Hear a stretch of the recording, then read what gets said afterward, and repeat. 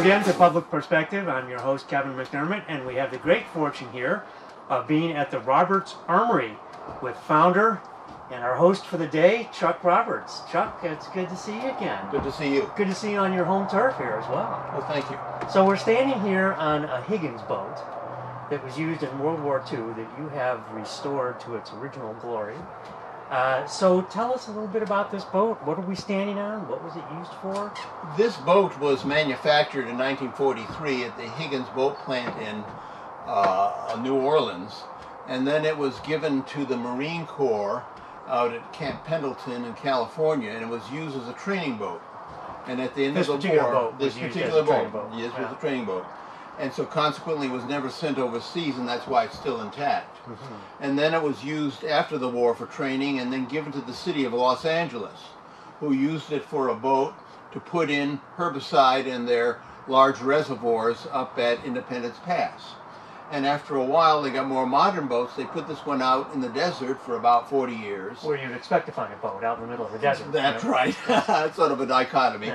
But they then tried to get museums to take it over, and we were lucky enough to get a call to take it, and we decided we'd take it in as a feature at our particular museum. And when we got it in, it was in relatively good shape.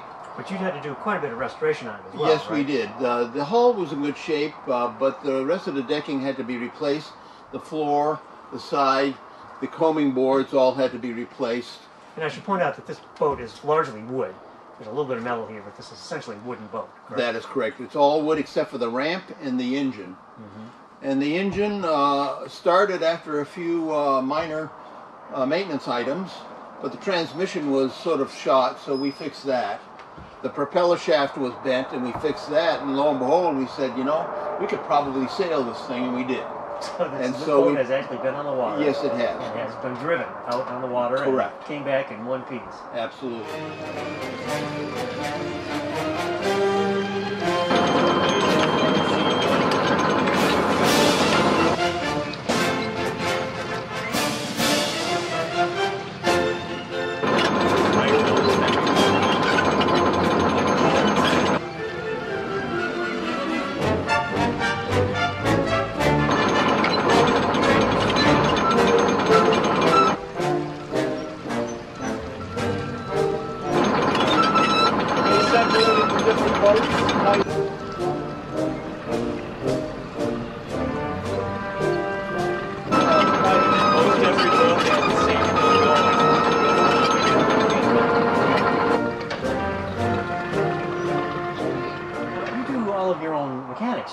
That's right. I'm the guy that has to maintain it and fix it, because there's not too many people that do that anymore. And I'm familiar with engines of that type. So, do you have assistants who help you, or is this really just your own hands and brain? It is primarily me.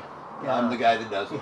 So how did you learn how to do this? I mean, well, I've worked with boats for years. I'm from Massachusetts, and as a youngster, I used to fix wooden boats all the time. Okay. And I've sailed larger boats than this. I've sailed boats up to 20 tons out in the Atlantic and the Pacific, and also on Lake Michigan. So the outfit that you're wearing now, would this make you a captain in the Navy? This is a commander. This is actually, this particular outfit happens to be a lieutenant in the Navy. 2 stripes in the star is a lieutenant in the Navy. So what level of boat would a lieutenant command? He would often, if anything, be a relatively small boat, like a yard tender, sometime a destroyer, but or a destroyer escort, but would not be in command of a large ship. So why have you chosen this particular outfit for Because yourself? I got this uniform in, somebody donated it, and that's what I'm at. I can understand that. That's right. Now, you yourself are a veteran. Yes, I am. And we're standing here on Veterans Day. It's the 11th. Yes. So you are a veteran, though, of the Army? Yes, U.S. Army during the Vietnam time frame, 1968 to 70. And you served in Vietnam? I did not serve. I was an engineer, and I worked on vehicles in human proving grounds, and I was repairing and designing equipment that did not work properly in Vietnam. So I had a platoon of engineers that had been drafted, and we all worked on improving the equipment at the time. So this engineering background is part of what helped you? Oh, absolutely. That's why I was sent to the Proving Grounds, because I was an engineer prior to that. Mm-hmm. At the time, I was making good pay at around $8,000 to $10,000 a year back in '68. That was good and money. And then then. I went down to $2,000 a year when I went in the Army as an officer. So. Yeah. Well, the Army's not known for its pay scale. At least then. Yeah. So you have the book here about the boat that won the war. This was the kind of boat that was used in the invasion of Normandy, is that correct? That is correct. And so anytime there would have been an amphibious landing, this boat we're standing on, these are the boats that would have carried 35, 36 soldiers? Correct. Yeah. That's right. Now, they seem pretty flimsy to me. They're wood, there's a lot of plywood here. I would have thought that it would have been easy to sink these as they approach the beach. Oh, it could be, very much so. They used wood because it was available. Steel was very hard to come by because we used on everything else. Mm-hmm. Also, the Higgins boat factory was skilled in making wood boats, and so they were the ones who put it together. And besides, the expected life of these things was on the order of days. Days? Yes, before they got hit or sunk. So there was a lot of them made. There were over 20,000 of these made, and oftentimes you'll have a landing operation going, and several of them get hit and sunk. And the soldiers may or may not survive. It's possible, yeah. They were supposed to. They usually have their life vests on and things of this nature. But you had to be very careful when operating it. The ramp had to be up, or else if you went in too deep with the ramp, the water would come over the front, and the boat would tend to sink. Right. Now, these boats, how would they be launched? How would they get towards the beach? They would be carried on larger freighters? They would be on larger boats called APA, Auxiliary Personnel Assault, or AKA, Auxiliary Cargo Assault ships. And they would Cargo spelled with a K. They call it K. Yeah. And the boat would be lowered by davits or crane into the water, and then the boat would come alongside. The troops would get in it by the nets. Climb down on the nets. Correct. Right. And then the boats would circle, and then be called up to the line for attack. They'd get ready, lined up, and then the attack signal was given, and all of them would go in at once. Close together? Spread out, but sometimes there was a lot of them, like in Iwo Jima landing. They were all sort of close together, but the purpose was a sudden assault all together, so they would pick off one boat at a time. Right, so the soldiers all arrive at once, and there's a mass of soldiers the mass to arrive. attack. Correct. Right, that makes sense. Now, these boats could also have been used for light vehicles, jeeps, things like that, right? Correct. This one could carry a jeep and a small cannon and 2 or 3 people. And they would also, during these invasions, that's how they would be handled. There would be boats that would have men and arms, and then there would be other boats that would have whatever, jeeps, cannons. That's correct. Something supplies or something like that. Yes. Something for the assault on the beach. Absolutely. Right. And so then you built this enclosure. Right. The enclosures hold it, and we have a trailer underneath it, so we can launch the boat anytime we want. And how often does that happen? Once or twice a year, we'll have a reenactment. Okay. So you'll take it out on the lake that's not far from here? That's right. We'll take it out on the lake and perform a reenactment. Usually with a 2nd Marine reenactment group, and also they're talking about having the Royal Marines for the next one too. The British Royal Marines? Yes. So who's the skipper? Are you the driver of the boat? I'm the skipper, and then I have a couple crewmen. I have a motor machinist mate, who takes care of the engine, and I have 2 crewmen, 2 seamen that crank up the ramp, and also our gunners on the 30 caliber machine guns. Which I understand are replicas, not the real thing. That's right. These are replica guns, and they fire propane and oxygen. Which makes it look like they're firing actual Absolutely. It's called ammunition. simulated fire.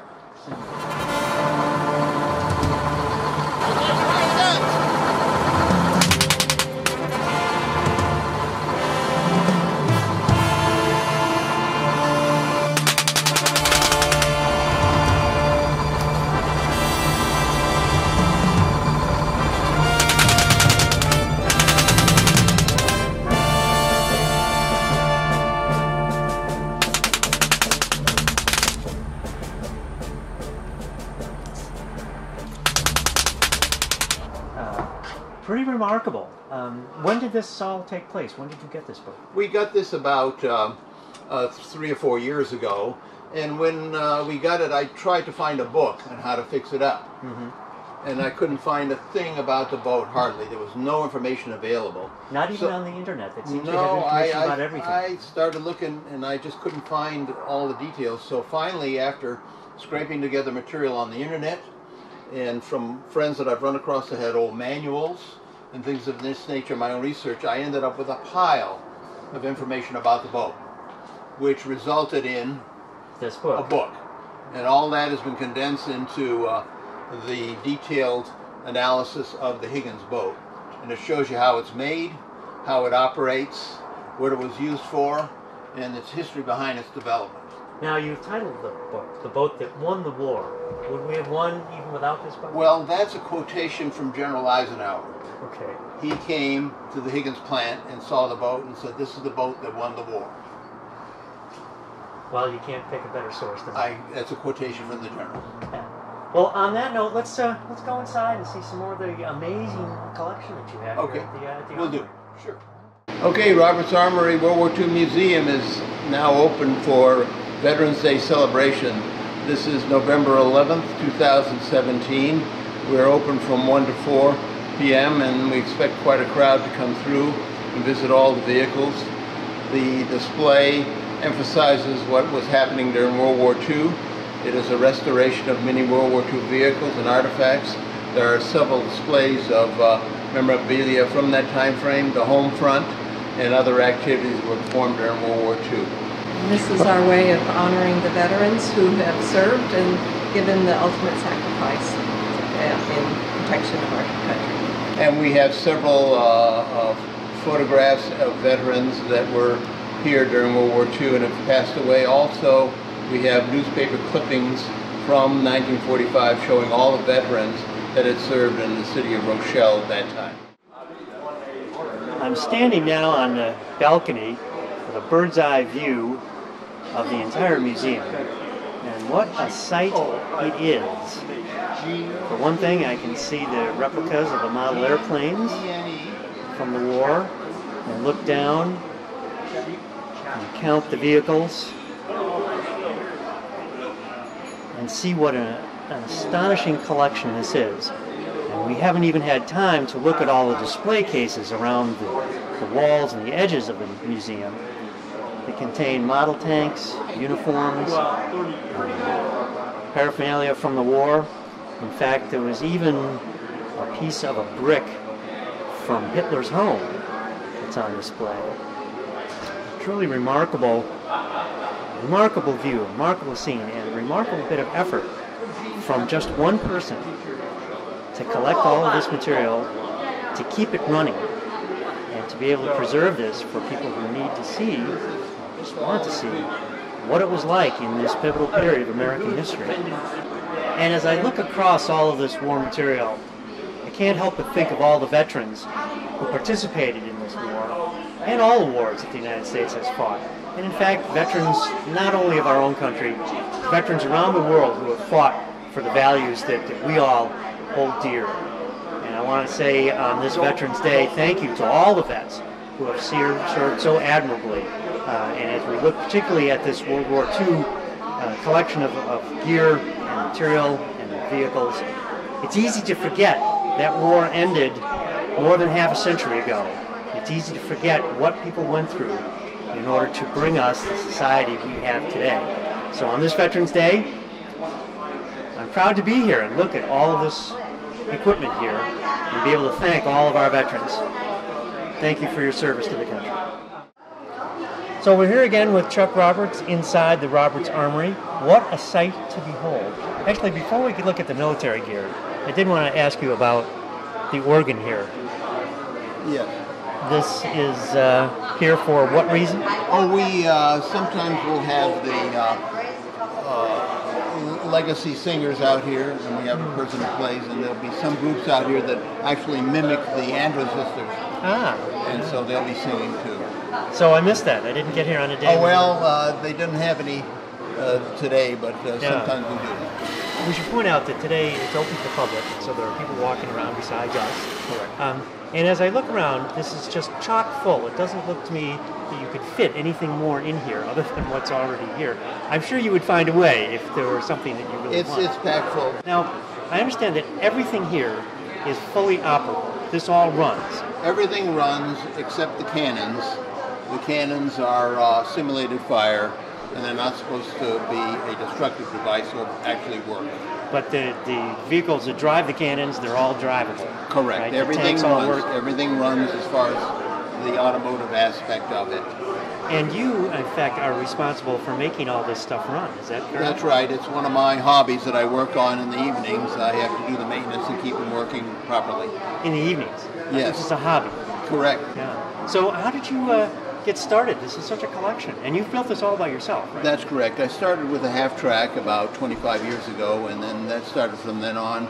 And when you join the Armor Club, people will be telling you about things for sale, and stuff that came up for sale we picked up. And in those days, 25 years ago, it was relatively reasonable price, and now it's gone up. Let me go back to that, though. At 25, I mean, if someone approached me and said, hey, you want to buy a half-track? My answer would have been, are you crazy? No, what would I want with that? Yeah. But when someone approached you, you said yes. Yes. Why?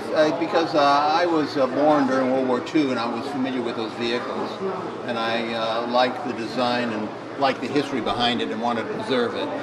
And so we picked it up and we fixed it up, and we used it in parades and other events like this to show what the veterans of that time had to go through in World War II. Because you're also a history buff. That's right, and it's a labor of love keeping them in good shape and keeping them out of the junk heap.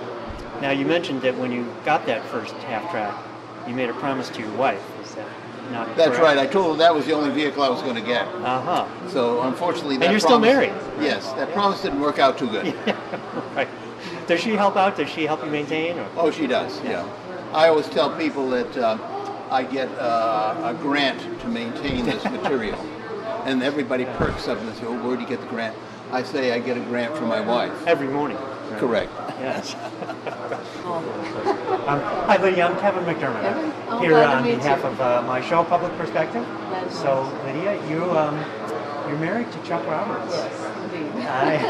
And I can see he's had a profound effect on you. Yes, looking at the uniform. We found this very rare Navy wave uniform for him. Chuck told us about the initial purchase of half-track. Yes. And his promise to you that Yes. that would be the only piece of equipment. Oh, I don't remember that promise. No, the main promise is that no more than one at a time that doesn't run. So, because you can only really work on one at a time. Really, that's true. We know too many people who have 6 vehicles and none of them run. My brother, in fact, is one of those. Oh, dear. They're not dear. military vehicles, but he's got a bunch of cars. Yeah. And that's, it's nice to have them running. It's nice to be able for people to see them functioning and be up close and have them restored. You can see the pictures of what they look like before we started the project. So what is this vehicle? And what This is a 1943 Locust light tank. And let me get over here so you can see a better view of it. And this was manufactured in 1943 by Marmon Harrington, and was used as an airborne tank. Airborne, so they would parachute it in? It would actually be in a cargo plane, and it was supposed to be strapped to the belly. That didn't work very good, but the British used it quite a bit, and they put them in gliders, large gliders like this, and you can see how the tank would come out of the glider. Yes. And several of these were landing on the other side of the Rhine in Operation Varsity, and so did actually participate in combat. And this one we restored was found on the farmer's field. This is what it looked like prior to restoration. It was sort of beat up. Yes, it looks quite beat up. Yeah. We had to make the turret. Oh, you built the turret? Correct. The turret was manufactured according to specifications that we found in most manuals. Mm-hmm. And the gun and the hatch was all made, and we fixed the armor in front.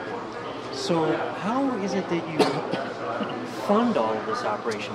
Making custom-made turrets cannot be inexpensive. Well, I have friends that were good welders that had extra material and time to work on it for me. Okay. And the prices were reasonable, but still you have to pay for some of the things, and the maintenance on parts, or parts that are custom made because you can't get any more, is expensive. Sure. Does this all come out of your pocket as Yes, part of it the labor does. of love? It comes out of my pocket. Yeah. And I noticed that there does not seem to be an admission that you charge for the museum. No, we don't. We don't charge it because we want people to learn something about World War II history. We have donations, You can donate if you want, but it's not required. It's sort of, as you say, a labor of love. And I noticed that the name on the turret is Lieutenant Roberts. I don't suppose there's any connection. That's right. Well, this is the tank we use in reenactments. And so we have my name on the side, and then my wife usually uses that tank in the reenactments. I noticed that you've given the larger armored vehicle to your wife. That's right. Well, reason behind that? Well, this one is an early and rare one, and it's sort of a rattle trap, and you have to be careful with it. If you look inside, the drive shaft is right next to the driver without any guard protection. So very easy to injure yourself. So you have to be very careful in this tank. Yeah. The other one is much more user-friendly, as they say. Yes, a modern term, something they would not have said in World War II. None of this stuff would have passed OSHA inspections at the time. Yeah. So now Chuck told me that you get to command the largest tank in this museum. Right. And he claims that he's watching out because this is a little more dangerous. I think he really just gave you the biggest tank because he knows you're in charge, right? Oh, well, that's what he claims. He claims I'm the CEO, but I'm, that's up for discussion. But I do take part in the restorations from the point of view, for example, of making the canvas for the vehicles.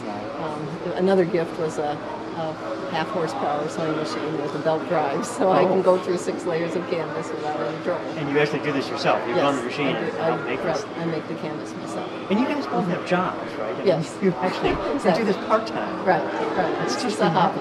Did you have enough time to actually do this? Well, I think if you have a hobby that you really enjoy, you make time to do it. I mean, that's part of the things that we enjoy together. So we'll take a look at your wife's tank here. Okay. This is a 1943 Stewart light tank, and this is made by Cadillac Motor Car. It has 2 engines in it.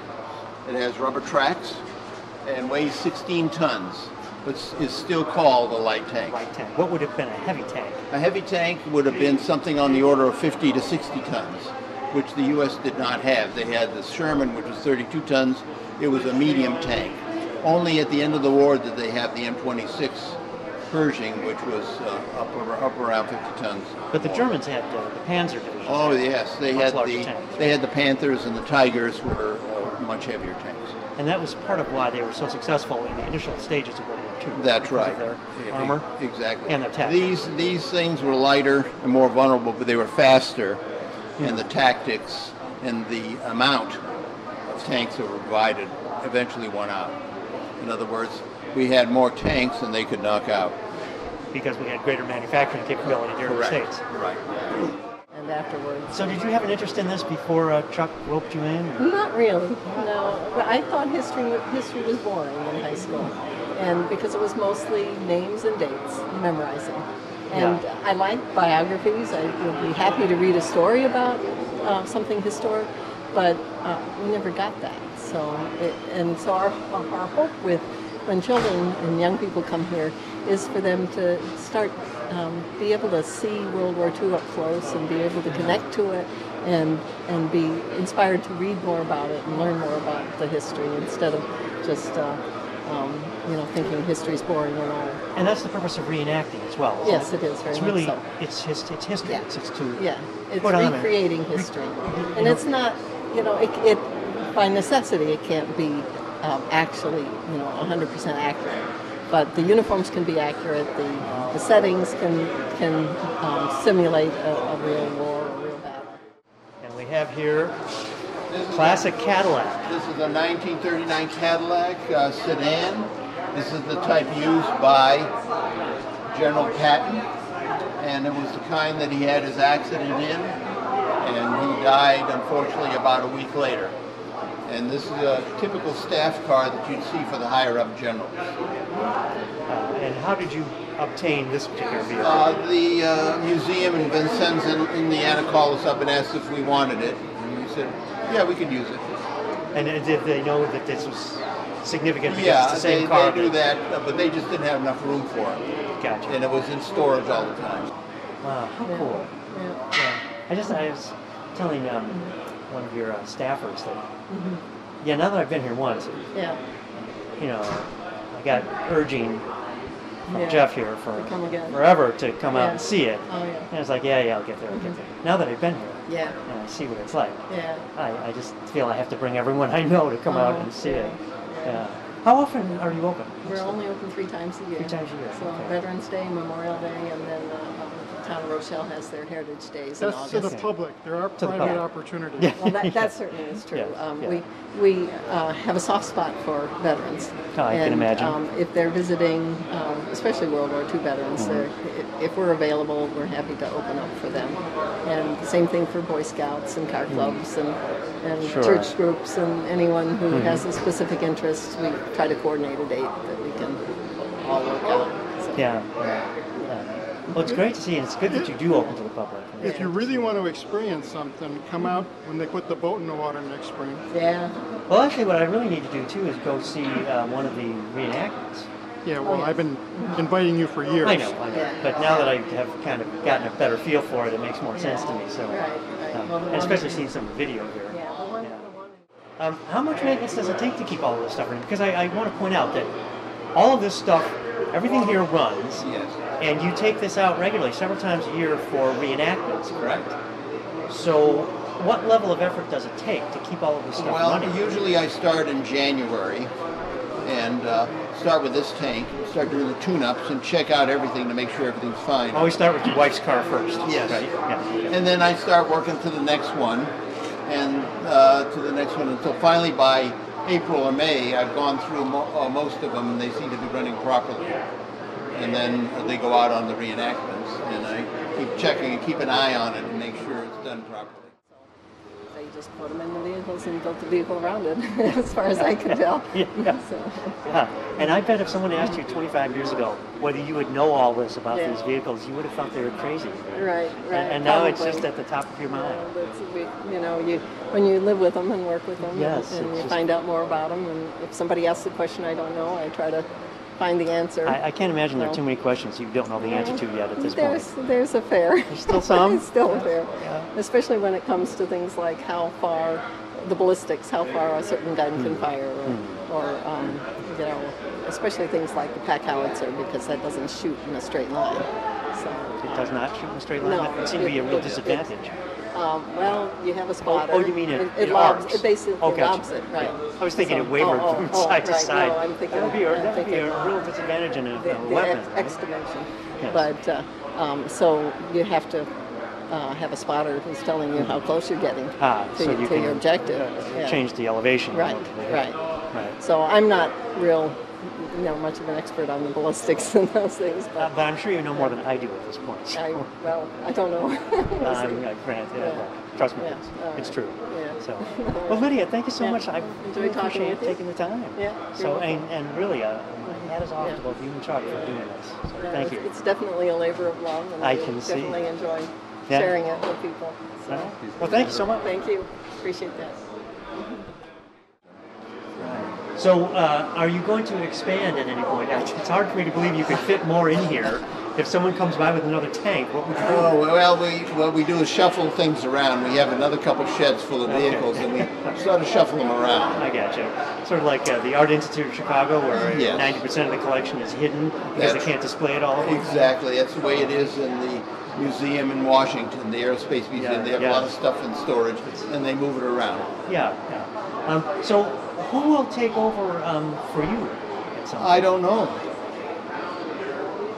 So you're looking for some path that this could continue to exist? You can no longer do it? There's a possibility, or it'd be sold off to other collectors for their museums. Okay.